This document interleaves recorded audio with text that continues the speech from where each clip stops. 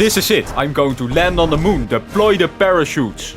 Cannot deploy parachutes in a vacuum. That's unfortunate.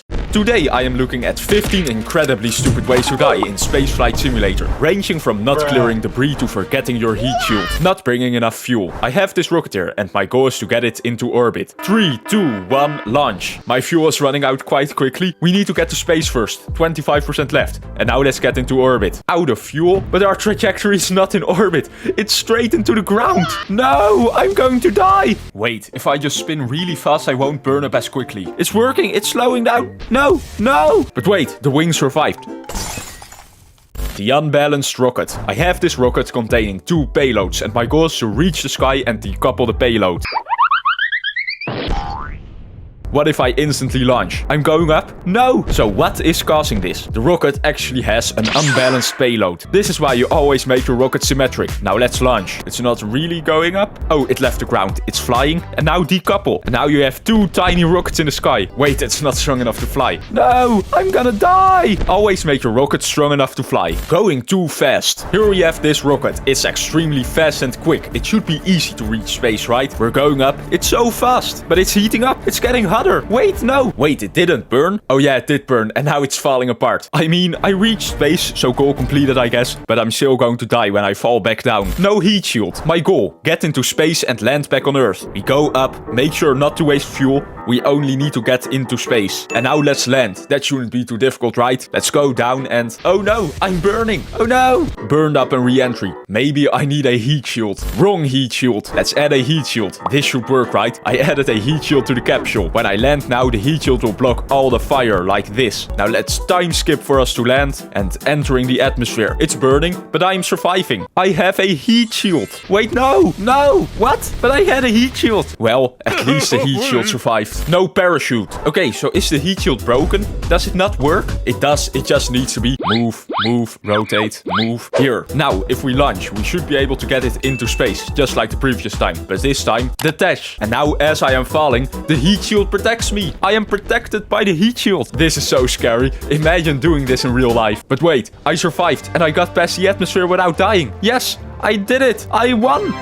Bruh. Wait, yeah, you need parachutes, of course. Parachute, too late. I have the parachute. Now let's launch, space, attach, heat. And now, as soon as I see the ground, I need to parachute. Almost there, parachute. What? The parachute did not work? I have to do it way earlier. The correct way. Okay, I already showed you this whole launching thing a million times, so I'm just going to skip over it. But we're falling from the atmosphere. You need to deploy the parachute very early and then give it time to slow you down. The problem is that for people like me who are impatient, it's like, what am I going to do now? I'm just like falling down so slowly. It's so boring. But this is the only way to survive. Making a rocket car. Making a rocket car is easy, right? Just make a rocket with wheels and done. And launch. No, the engine is way too strong. What you need to do is a smaller engine. And it also needs to be long. This car is a bit slower than the previous one, but at least it survives. But it's also more boring because it's slower. Making a rocket airplane. People think that making a rocket airplane is easy. Just make a rocket with wings. And now fly it horizontally. Oh no, that was not a good idea at all. To fly it horizontally, you actually need engines at the bottom. This way, we can go up, rotate, turn on the engines, and fly. This is epic.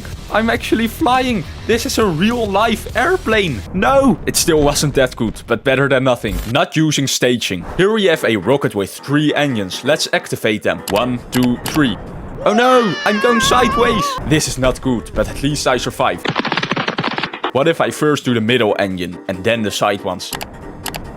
This is better. At least I survived. But even then, this is not satisfying at all. They're all different numbers. And now detaching is also a problem if you don't have stages. So this is just not optimal. You need to use stages. Getting hit by a meteor. We have this rocket with stages and we need to reach space. Let's do it. Launch and we're going up. Ah! What? A meteor? This is why you always clear debris before launching. Decoupling an active engine. Here we have a simple rocket with stages. This should work, right? Let's launch the rocket. We want to decouple. Ah!